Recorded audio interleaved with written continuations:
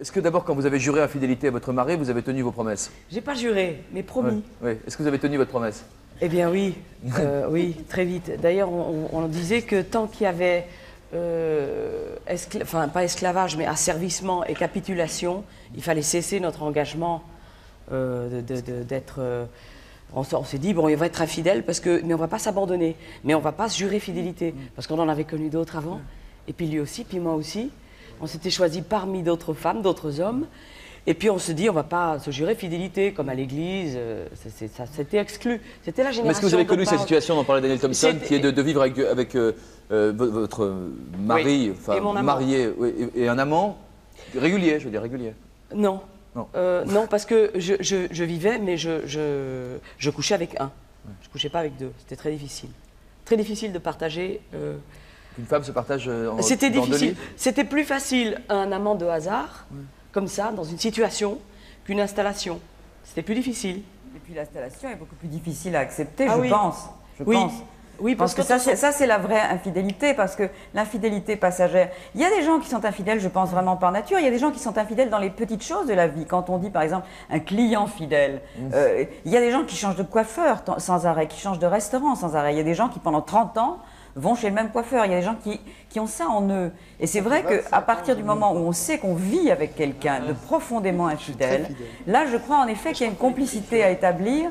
Parce que si on vit avec quelqu'un de profondément infidèle, il vaut mieux en tout cas savoir qu'il est profondément infidèle, peut-être l'accepter, mais en tout cas ne pas en savoir plus.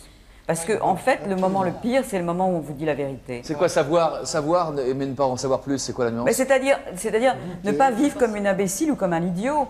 Ne pas se dire tous les jours quand l'homme ou la femme rentre comment vas-tu mon chéri, pourquoi tu es en retard parce que j'ai eu une panne de voiture tout à l'heure.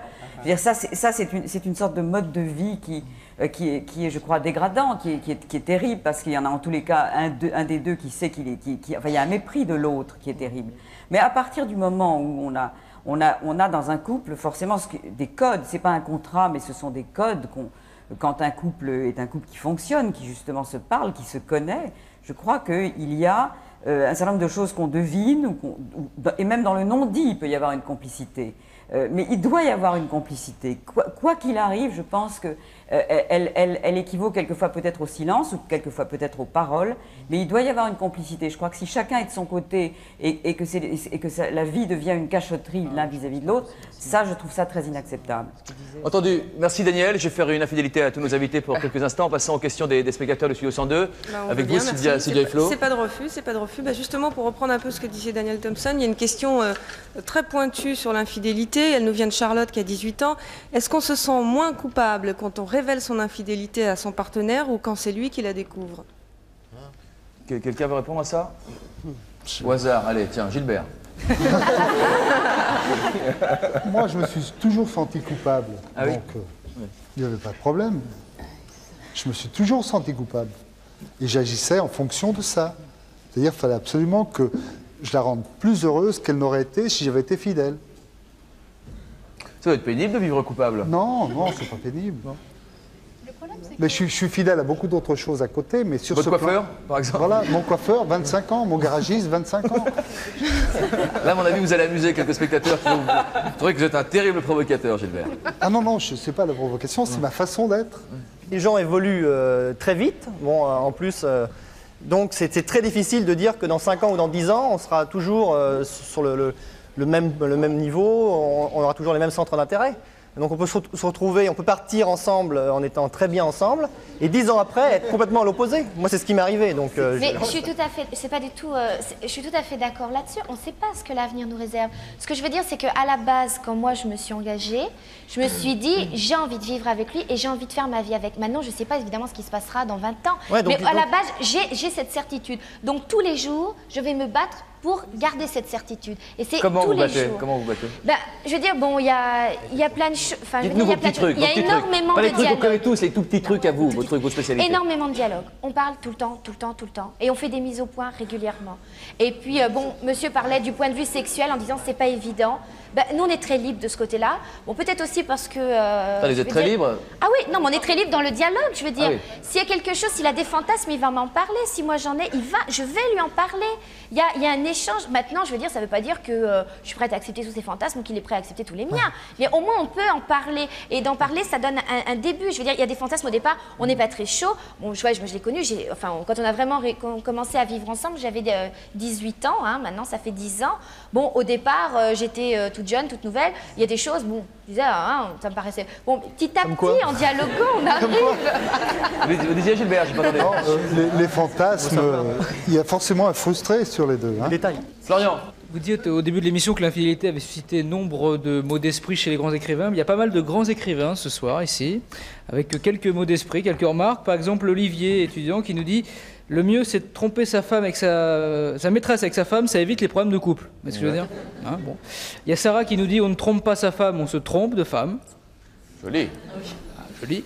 Et il y a Daniel, 42 ans, qui dit, attention là c'est pour les spécialistes de la voiture, un couple qui fonctionne bien c'est comme une Formule 1, hein. C'est une question de réglage, et de bons réglages ça peut prendre des années. Il faudra qu'on demande à Alain Prost. Hein. Non mais Aline vous disait c'est une question d'entretien. Une question ou pas?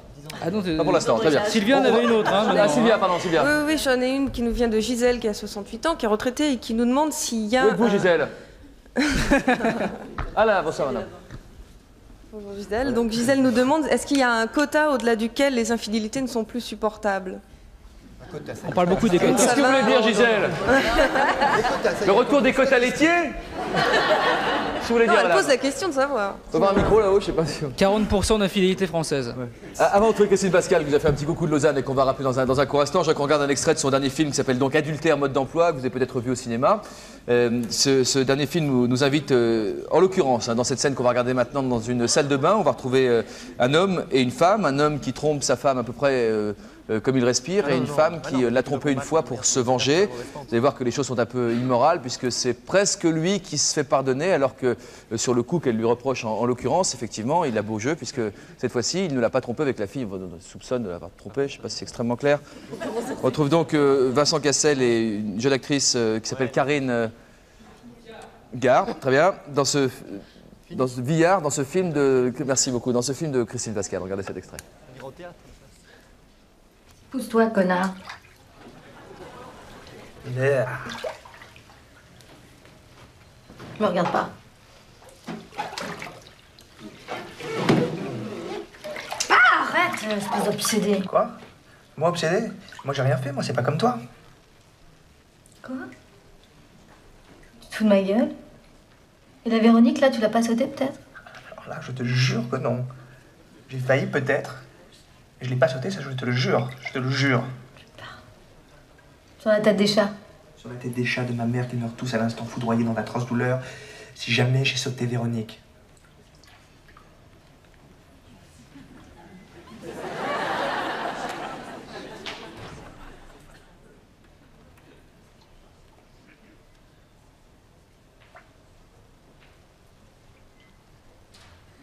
Tu me demandes rien? Non. Tu veux rien savoir? Rien. Ça te fait rien que je t'ai trompé?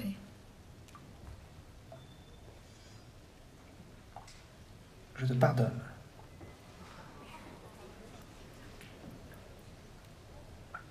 Tu m'aimes plus.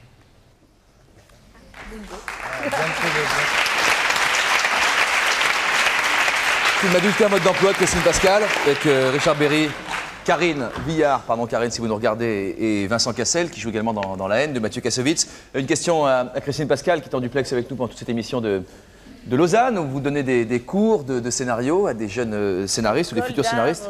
De Lausanne, oui. Très bien. Qu'est-ce que vous avez voulu montrer particulièrement dans cette scène qu'on vient de voir? Je dirais ce que j'ai voulu vous montrer presque avec le film en fait, parce qu'on y est presque arrivé tout à l'heure, mais on n'a pas creusé la question. Moi, ce qui m'intéressait en faisant Adultère mode d'emploi, c'était de parler de la différence entre les hommes et les femmes. Parce que je trouve que, même si effectivement, avec les jeunes générations, ça a tendance à se rapprocher, il y a quand même une différence fondamentale. C'est-à-dire que quand la femme est adultère, quand la femme passe à l'acte et trahit son mari, elle a tendance, si ça se passe bien avec le partenaire, à tomber amoureuse. Alors que chez l'homme, c'est quelque chose de plus immédiatement physique, c'est comme une friandise. C'est une chose qui vit sur le moment comme ça et qui n'a pas plus d'importance que ça, qu'il oublie le lendemain. C'est-à-dire que l'homme cloisonne beaucoup plus facilement le sexe et les sentiments. Amoureux, le sexe et le travail, par exemple. Alors que la femme adultère va commencer à se raconter toute une histoire, qu'elle est amoureuse, à perdre le boire et le manger, à attendre un coup de fil, et donc à être beaucoup plus coupable finalement que l'homme, je dirais.